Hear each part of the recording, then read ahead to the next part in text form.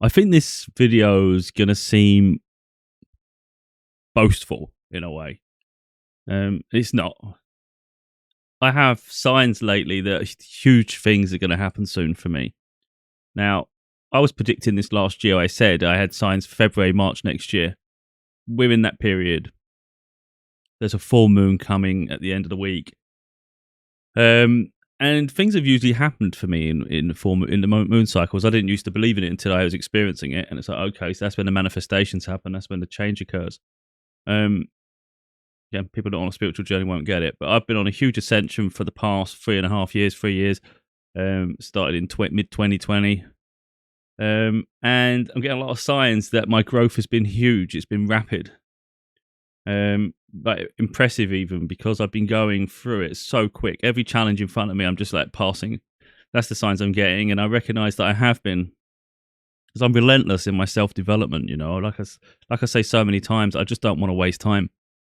I don't want to wait for things to happen. I just want them to happen sooner rather than later. So I get frustrated in the situation I'm in at the minute. I talk about it a lot. I know my potential. I know what I can accomplish. I know I haven't even fulfilled what I could do, and I've done a lot.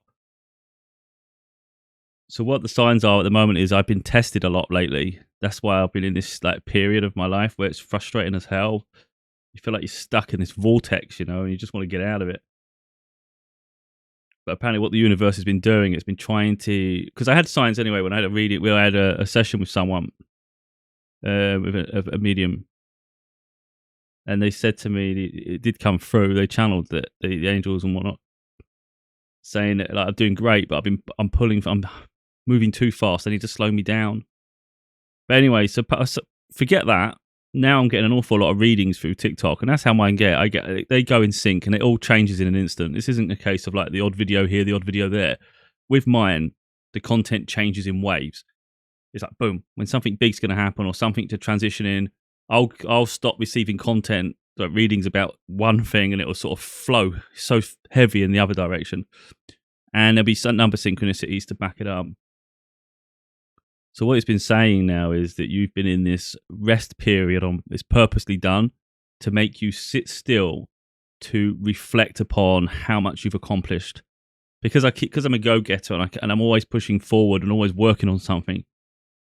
It's very rare for me to sort of just take a moment and go, wow, look what you've achieved. Because I don't. I'm just like always on to the next thing. I recognize I've done something.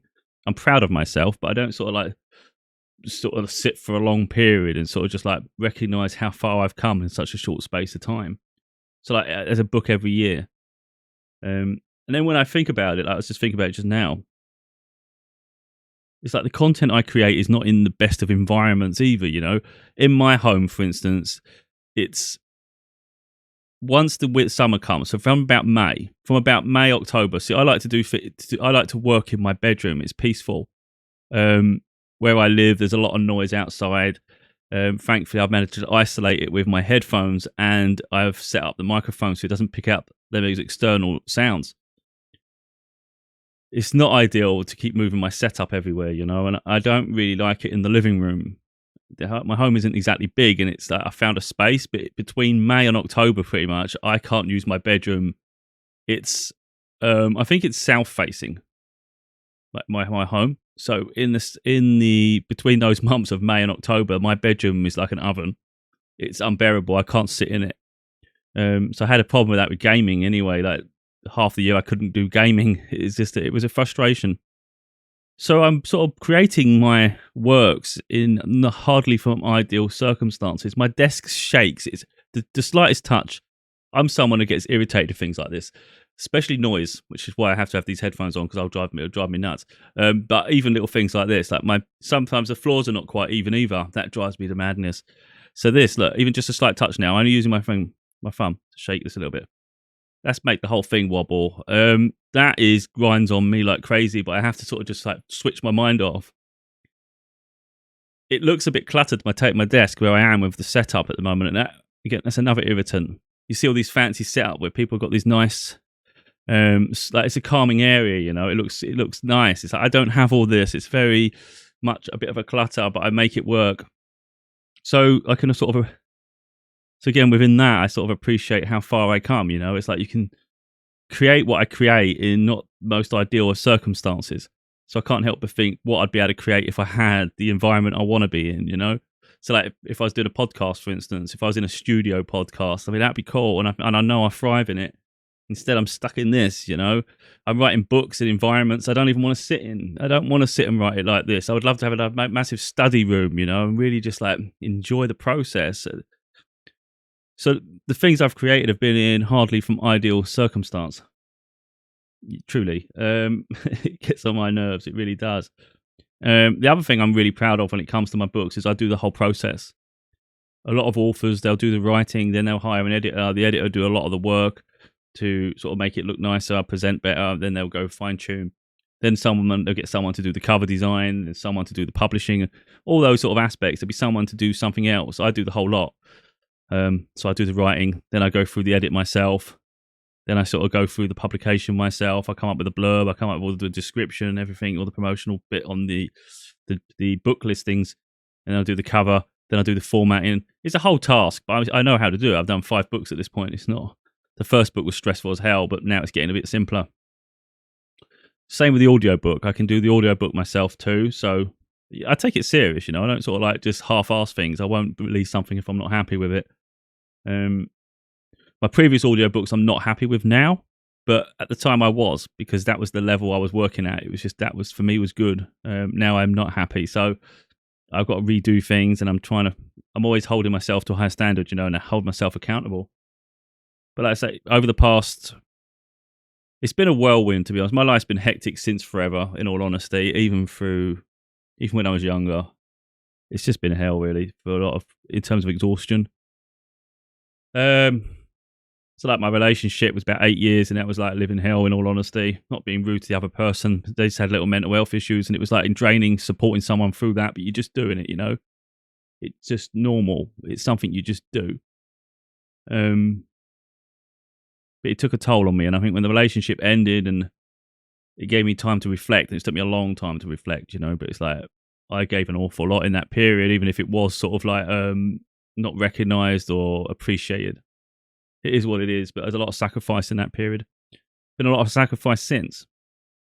So if we forget that period of my life, and we think from the moment the relationship ended and my daughter was taken away from school with no warning, relocated the other end of the country, forcing me to go through family court to establish a relationship again and try my best to get her home. That's how that relationship ended. Nice, isn't it? You've suffered, you've been through a world of hell through the relationship, and it only got worse after. Ooh. That was 2017. So when I think of how far I've come, it's like, wait a minute, you've done a lot, man. Every year, something substantial. It was a year and a half of family court. So 2017, 2018, that was all family court. It was draining as hell. It was a lot of travel back and forward, up and down the country to spend time with my daughter. In the end, I was doing 1,000 miles every other weekend, because it was 250 miles to pick her up on a Friday, 250 miles to bring her straight home. Same again on a Sunday. I was doing the whole lot. So that's 1,000 miles. That was exhausting. It just become normal, though. You don't, it's a relationship. What do you do? Most precious person on the planet to me. It's like, I'm going to do it, aren't I? No obstacle was big enough. But then after that, I released my first book in 2019, A Father's Daughter. Put me on a different path while I'm still managing and trying to work that, trying to find work around the jobs and all sorts of things. You're trying to make life work. But I think how much I was doing has a heavy load on anybody, I think. Still contesting against each other, me and my ex-partner as well, and all that. So it's stressful as hell, but I'm trying to uplift myself, trying to strive for something here that's bigger than I've ever achieved. And then I go on and I do more books. Every year there's been a book. So then on top of that, I'm looking at it thinking, wait a minute, you've also been on a huge spiritual journey that started in 2020. I've met incredibly gifted people. I have so many signs in my life. I'm unlocking gifts myself. I'm elevating all the time. I'm streamlining my life every day. I get stronger and better at what I do. I become more confident in myself. I become more intelligent, more wiser, more knowledgeable. So I'm always growing and expanding, but no time has ever been easy. I left a job last year. I talked about this before. It was toxic. But since then, my financial situation has been like a crisis ever since. But it's kind of like, what do you want more, I think sometimes you just got to gamble everything on your dream, and that's where I'm at now. It's like I believe in myself more and more. And And I know one day my books will pick up. I know what I do will get noticed, you know. In some ways, I think it's deserved. I've put a lot on the line. I have a lot of integrity, so I'm not someone that could be paid and bought for, you know. I'm not someone that can be manipulated. I won't sell my soul, if you like, you know. For me, integrity is everything, and justice. So with that in mind, you couldn't. I saw a video earlier. This woman was asked for £50,000, would you allow your partner to sleep with someone? And she was like, for £50,000? Yeah, I'd let them do that, and I can buy a car. I thought, freaking hell, your morals have no boundaries. You know, even people commenting, some people just said, yes, that's sick. And for me, it is sick. Even if if I was in a relationship and someone offered me £1 million, no. Offer me £1 billion, no. It's the principle of it all. I don't care. You know, some people say, oh, bullshit. No, with me, that is a firm no. I don't play about. You know, what's that going to do? I don't care, because you got to live with it. You got to live with that conscience that you put a value on that person. No, that's priceless. That's not for sale. You know, if someone wants to play with money that way, go and do one, mate. Go and find some other idiot, because you won't find it with me. And that's what I'm like. So I don't care. I know what it's like and that's the thing I've seen with other people that I've met along my way is, look, it's uncomfortable for anyone to live in poverty. It's not nice for anyone to struggle. But what I've noticed a lot is the ones that aren't used to struggling, it terrifies the life out of them, the idea of struggling. They couldn't even fathom it. The idea of having nothing and sort of just having yourself, that terrifies the life out of them. And I've met people like that. They wouldn't be able to cope. They don't even know where to start. They don't know how to balance everything. They don't know how to sort of like just navigate and just be peaceful in a chaos. I'm used to it.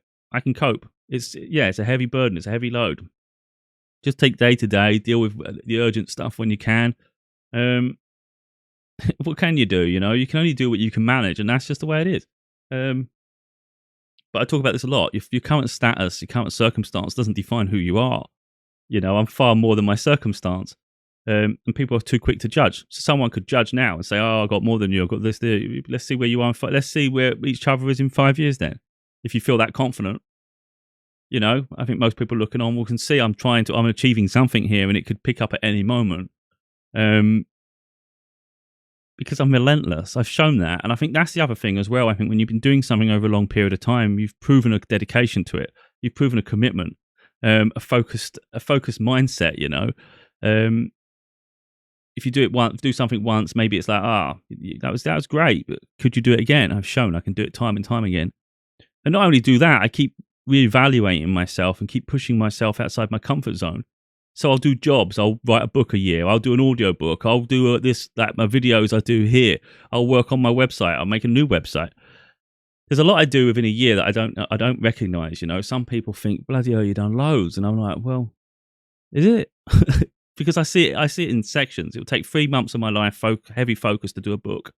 You've still got 9 months left. And let's say I take a month to do some audio, some videos, whatever I do. That's 4 months of the year. So for me, there's still downtime. There's still time when I'm chilling out and resting and enjoying myself. But when I look back, it's like you did a lot. And it's the pressures that come with it, though. It's not always the things you achieved. It's how you navigated through the chaos. I think that's the biggest part. You know, when life isn't easy, but we can turn our life around at any moment. And this is why I don't mind the sacrifices to an extent. It frustrates me just as much as anyone else, and I want to get out of it as soon as I can. But I see it this way: even if you had 4 months of instability, let's say you had 4 months of instability where finances are terrible, but you did something in that time that you're proud of, and there's potential for it to change your life in the future. Do you not think that's worth it? For me, it's worth it. Some people will say, no way, no way. But they live a mediocre life the whole way through, always clinging on to the breadcrumbs they're offered from a traditional job or employer, you know, and having to bound by their rules. You know, I prefer to set myself free. But anyway, the whole point of this period is to rest and sort of recognize sort of what I've achieved in the period I've done. I think, yeah, I'm proud, but I even laughed earlier this morning when I saw it. I thought, yeah, that's hilarious, because I've done maybe 5 books in 5 years, but I've literally got 4 books on the back burner at the minute, and it could be 4 books in 1 year soon. Literally, I have the potential. I could release 4 books this year if I chose to. It's just whether the commitment's there to do it. Like, do I need to? I'm not doing anything to impress anyone, you know. So even though that's possible, I don't really see a point. But they're all at various stages. You know, one's not far from finishing in terms of that; it just needs a huge edit done to it. Another book's halfway through, another book's quarter of the way through, another book's got the chapters already decided, and there's like little bits of work there, nothing substantial, but each at different stages. So you finish the one that's full, you know, get that one over the line, then you just keep working on the others and you keep beefing them up, and they all progress, you know. And it's that, I think, knowing how to accomplish it makes it a lot easier, because when you do a book, it pushes you to your limit. It really does, because there's moments that are exhausting. There's parts that challenge the life out of you. Parts where you don't want to cut something, but you know it needs something happening because it's a bit disjointed or it's repetitive. So you're having to sort of like really go against your heart, you know, to tear something apart to make it better. And sometimes you just got to do that. Sometimes you get a little bit bored. You can get a bit irritated, you know. So there's all these reasons to stop. But I think it's always good to have a rest when you feel you need a rest, but it's always having that commitment in the back of your mind to fulfill it. Because if it means something, it's worth fulfilling, you know. But yeah, so anyway, my life has been really weird in terms of like what I've accomplished. I've had jobs that have provided me with some financial stability. I've met people along the way in those jobs. I've enjoyed myself at periods. Then it gets stagnating, it's stifled. I move on to something else. I write my books. In the middle of my books, I'm going on this huge spiritual journey, which is like a massive part of my life, and it consumes me no end. I meet great people who tell me more of my prophecy. They tell me of what's happening at the moment, how the like the spirit team is like feels about me, my purpose. Then I receive a ridiculous amount of signs, especially through TikTok. I have an innate knowing anyway, and then I get number patterns everywhere in my life. It's absolutely outrageous. Sometimes I get visions of my own. I have an inner knowing anyway. Sometimes songs will just come on out of nowhere in my mind. Like I'll just start thinking of something. So it's all pretty cool. I'm elevating all the time, so unlock more gifts as it goes. But then if you take away that side, I'm immense healing journey as well, overcoming the trauma and the separation from my daughter. So it's like, whoa, it's been a lot. It's been heavy, man. It's been heavy. But what I've sort of shown myself is that I can handle a lot. And I had a psychic medium reading back in 2019, I think it was. 2017, my daughter went. I think it's 2018, 2019. I went with my daughter. My mum. Went with my mum. I think it's 2018. I don't know. 2018 or 2019. Anyway, I went with my mum to a reading for her. It wasn't about me. I was just accompanying her. I drove her. My stepdad came through and my grandmother, and it's my grandmother that said, you can put a lot on him. He has strong shoulders. He can take a lot of weight on his shoulders. Even if whenever you're down, you need to put everything on him. It's only now can you sort of like look back and go, yeah, I'm pretty strong. Yeah, I'm pretty strong. So that's nice, I think, to have that recognition of self. You know, if I can handle what I've been through, then I can overcome pretty much anything. You know, a separation from my daughter, which is alienating. It's like that feels like it. That honestly, in my life, felt like at the time. It still hurts now, but I've made peace to an extent. I always know time's a healer, and she'll be home eventually. That felt like all my family had just been wiped out in a car crash. That's what it felt like. It was heartbreaking. So I've overcome a lot. There was something else I was going to say. I can't remember now. That threw me right off.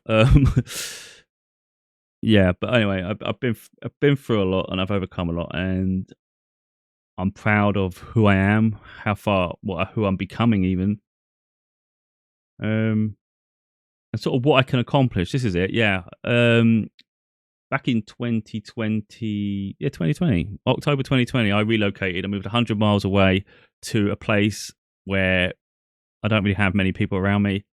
So again, pushed outside my comfort zone, alienating to an extent. Yeah, so I think if I can push myself outside my comfort zone to that extent, then obviously that shows me in the future as well that if bigger opportunities come and it requires me to move yet again, I can do that because I know I can cope. So again, all these things, relocated home to an alien place, a place that's not familiar to me. I didn't know it at all, you know, but I took that leap of faith, took the opportunity. Overcoming family court, fighting my ass off through family court against all that entails. That is exhausting on an emotional level, but also mentally, it's like intelligence. You're having to use everything to sort of fight for everything you believe in and everything else, really. It's been a huge Huge period of my life.